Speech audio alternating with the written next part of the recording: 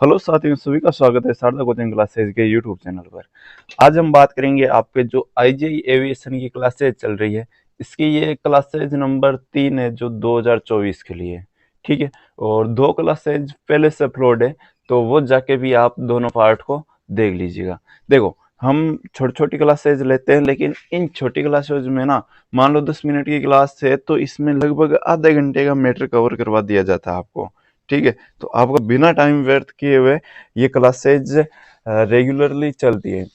अब देखो, कुछ कमेंट करते हैं कि सर ये क्लासेज डेली अपलोड क्यों नहीं होती, तो उसका रीजन अब आप ही हो। क्यों? क्योंकि अभी है ना, अभी ये क्लासेज कम लोग देख रहे हैं। ठीक है, और जैसे एग्जाम पास में आएगा तब ज़्यादा देंगे। तो मैं जितना आपका रिस्पॉन्स आ रहा है उससे ज़्यादा ही देने की कोशिश कर रहा हूँ, और वैसे भी मेरे को थोड़ा सा टाइम का इश्यू रहता है, उस हिसाब से थोड़ी क्लासेज कम हो रही हैं।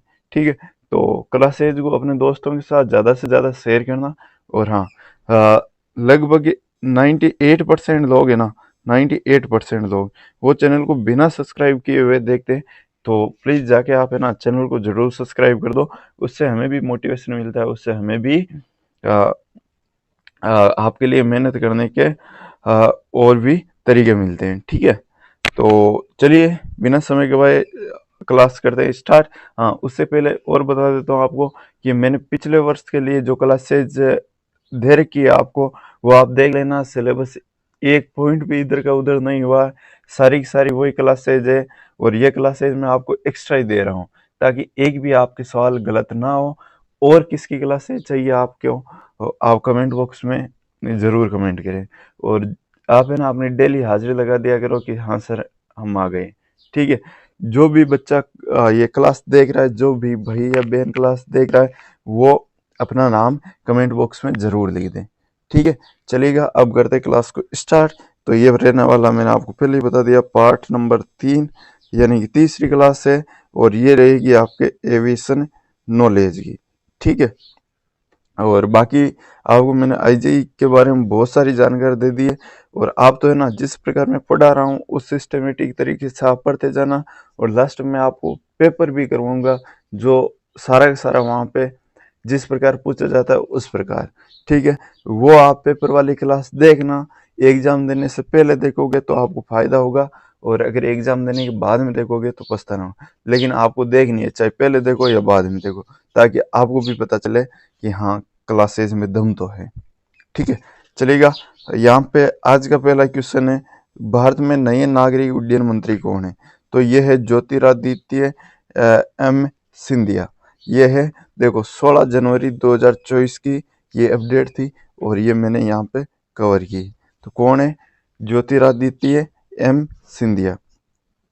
ठीक है, और विश्व स्तर कनेक्टिविटी के माध्यम से भारत के आर्थिक और आध्यात्मिक शक्तियों को उजागर करना और बढ़ाना ही प्रधानमंत्री श्रीमान नरेंद्र मोदी जी की परिकल्पना है।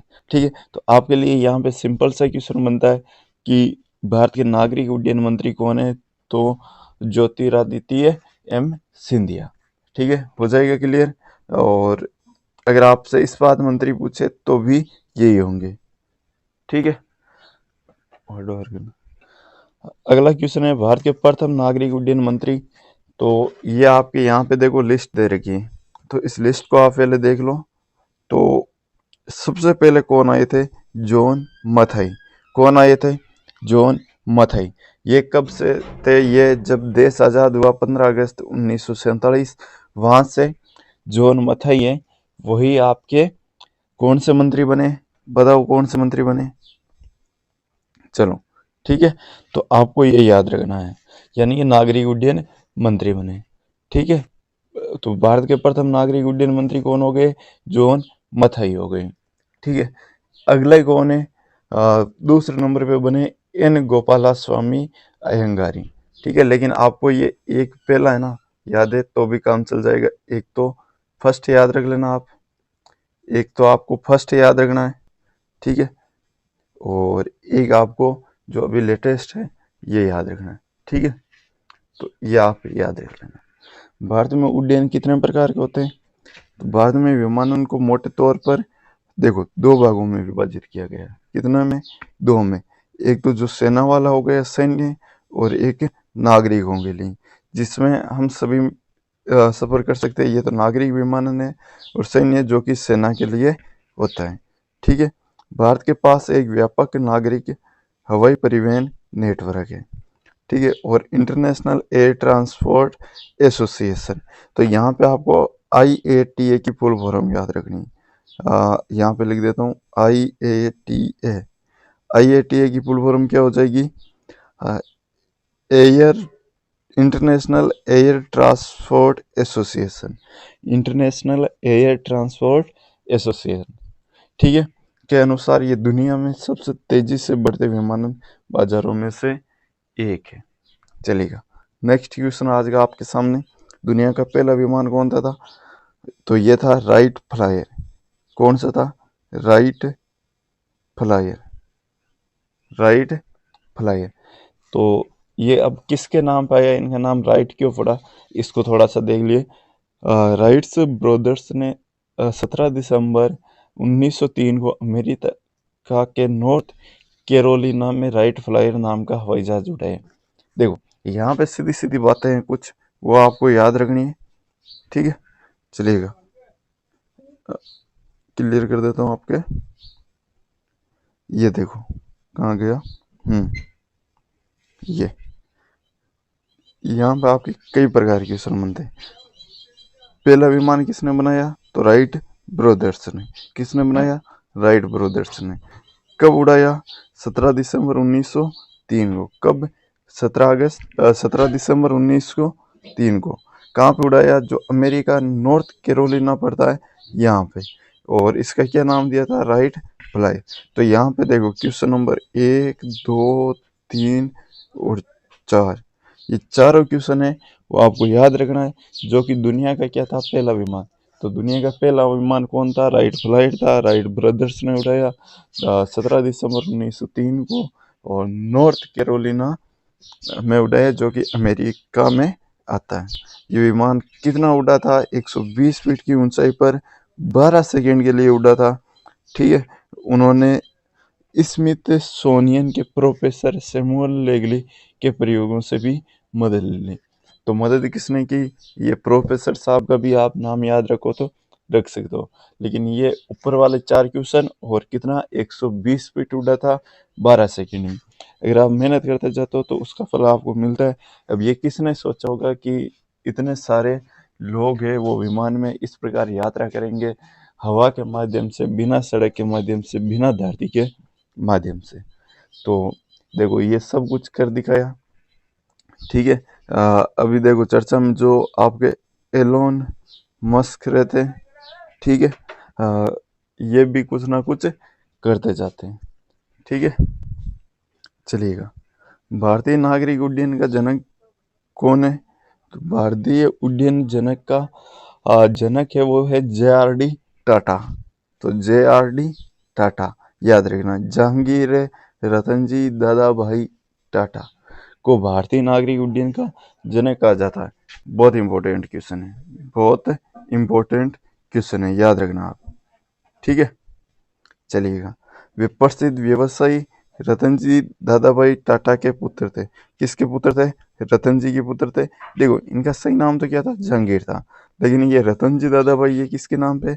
ये इनके पिताजी के नाम पे है। 1929 में वे भारत के पहले लाइसेंस प्राप्त पायलट बने। कौन? JRD साहब। चलिएगा। अब भारत का सबसे बड़ा हवाई अड्डा कहाँ बनेगा? तो देखो अभी जो प्रस्तावित है ये बता रहा हूँ, भारत का सबसे बड़ा अंतर्राष्ट्रीय हवाई अड्डा, तो ये हैदराबाद में बनेगा और इसका नाम होगा राजीव गांधी इंटरनेशनल एयरपोर्ट। ठीक है। भारत का सबसे बड़ा हवाई अड्डा ये PPP मॉडल के तहत स्थापित भारत का पहला ग्रीन फील्ड हवाई अड्डा है, और घरेलू और अंतर्राष्ट्रीय ई बॉन्डिंग सेवाएं शुरू करने वाला भी देश का पहला हवाई अड्डा बनेगा। देखो ये क्वेश्चन तो इम्पोर्टेंट है ही, इससे ज़्यादा इम्पोर्टेंट आपके लिए ये होगा कि घरेलू और अंतर्राष्ट्रीय ई बोर्डिंग सेवाएं शुरू करने वाला भी देश का पहला हवाई अड्डा कौन सा है? तो Rajiv Gandhi international airport in Hyderabad. ठीक है, यह आपको याद रखना है। अब आप बताओगे कि आपको है ना आपको इंग्लिश की, मैथ्स की, रीजनिंग की और जीके की क्लासेज चाहिए या नहीं चाहिए। अगर चाहिए तो कमेंट बॉक्स में लिख देना सर यस सर हमें चाहिए, आप स्टार्ट कर दो, ठीक है। और आप कंटिन्यू कितने बने रहते हो, और जो भी है ना आईजेई एविएशन की तैयारी कर रहा है वो आज जो भी ये वीडियो देखेगा वो यस सर लिखेगा, ठीक है। हाँ, इतना तो कर ही सकते हो। मैं भी देखता हूँ कौन कौन तैयारी कर रहे हैं, ठीक है। अगला क्वेश्चन आपसे पूछेगा CAA। CAA का फुल फॉर्म क्या है? Civil aviation authorities. Civil aviation authorities, ये CAA का फुल फॉर्म है। तो ये आपको यहाँ पे याद रखना है, ठीक है। सिविल एविएशन अथॉरिटी, ये आपके CAA का फुल फॉर्म है। नागरिक उड्डयन प्राधिकरण, अगर हिंदी में बात करें तो नागरिक उड्डयन प्राधिकरण, ये CAA का फुल फॉर्म है। एक राष्ट्रीय या सुपर नेशनल वैज्ञानिक प्राधिकरण है जो विमान रजिस्टर के रखरखाव सहित नागरिक उड्डयन के विनियमन की देखरेख करता है। ये आपको याद रहे या नहीं रहे, आपको तो CAA की फुल फॉर्म याद रखनी है आपको, ठीक है। नागरिक उड्डयन सुरक्षा कार्यक्रम क्या है? तो राष्ट्रीय विमान सुरक्षा योजना, यानी कि NASV,